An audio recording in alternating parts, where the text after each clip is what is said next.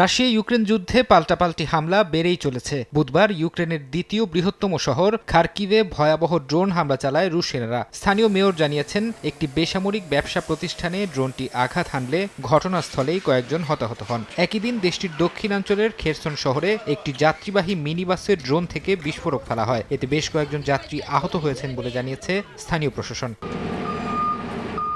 বেসামরিক লক্ষ্যবস্তুর পাশাপাশি ইউক্রেনের জ্বালানি অবকাঠামো লক্ষ্য করেও হামলা অব্যাহত রেখেছে রাশিয়া। চালানো হচ্ছে ব্যাপক অভিযান। ওডেসা অঞ্চলের একটি গুরুত্বপূর্ণ তেল উত্তোলন স্টেশনে টানা দ্বিতীয় দিনের মতো হামলা চালিয়েছে পুতিন বাহিনী। ইউক্রেনের রাষ্ট্রীয় তেল কোম্পানির প্রধান জানিয়েছেন, ইউরোপে তেল সরবরাহ বন্ধ করতেই এই হামলা। চলতি বছর এখন পর্যন্ত তাদের স্থাপনায় মস্কো ৩০ বারের বেশি আক্রমণ চালিয়েছে বলে দাবি কিয়েভের।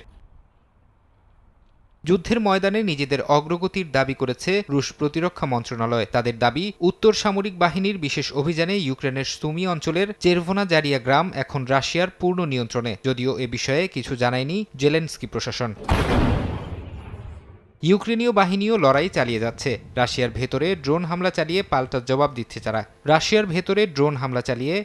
জবাব দিচ্ছে তারা। বেলগোরদ অঞ্চলের গভর্নর জানিয়েছেন, ইউক্রেনের ড্রোন হামলায় সেখানে কয়েকজন বেসামরিক নাগরিক আহত হয়েছেন। এদিকে গেল মঙ্গলবার ব্রায়ান্স্ক অঞ্চলে যুক্তরাজ্যের তৈরি স্টর্ম শ্যাডো মিসাইল দিয়ে হামলার অভিযোগ তুলেছে মস্কো। রাশিয়ার দাবি, এই হামলার পেছনে ব্রিটেনের উস্কানি রয়েছে, যা চলমান শান্তি আলোচনাকে বাধাগ্রস্ত করবে।